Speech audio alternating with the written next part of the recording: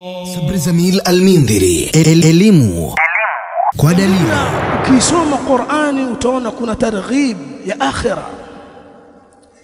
Sisi sote tunafahamu kwamba tutakufa na mauti tunayaona, na kuna maisha ya akhira, maisha ambayo ni mazuri kuliko maisha haya.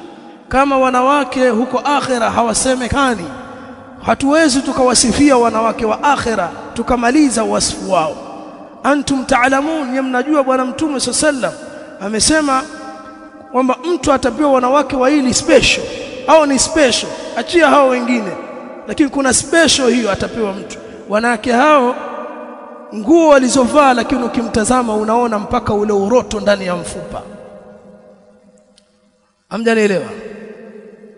Yaani ukimtazama si kuna mambo ya night dress kwamba nguo kidogo iwe inaonyesha.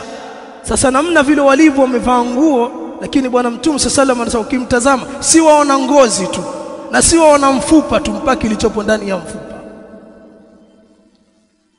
Ukisoma vyakula vya akhira, vinywaji vya akhira na zile starehe za akhira, kiasi kwa bwana Mtume sallallahu alaihi wasallam anasema hakuna moyo ambao uliwahi kufikiria, yani moyo wako haujawahi kufikiria zile starehe za akhira, wala hakuna sikio lilowahi kusikia starehe za akhira, wala hakuna jicho lilowahi kuona.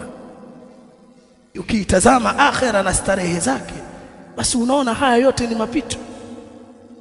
Lakini ukitazama akhira na kwamba kama hukufanya matendo mema adhabu iliyoko akhira, basi mwanadamu unarudi nyuma, unatengeneza maisha yako ya akhira kwa sababu ya kuitazama akhira. Imma kama utafikia katika moto, vipi adhabu ya moto ilivyo, na ikiwa Allah tabaraka wa taala atakuwafikisha kuingia katika pepo, basi zile starehe za peponi za kufanya wewe uhangaike, uone kwamba hizi starehe za kidunia si kitu, una starehe bora za akhira.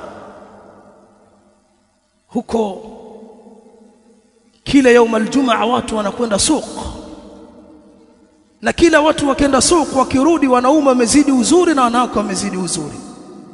Angalia, yani ukisoma zile kuna ofa maalum za akhira, watu huko hawakui, huko hawazeeki, huko